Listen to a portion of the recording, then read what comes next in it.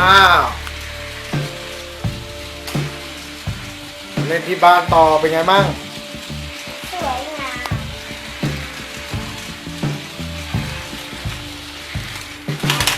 มเอาปิดก่อนปิดสวิตช์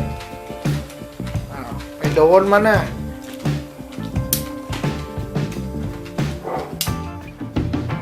จัดการเองเลยทีนี้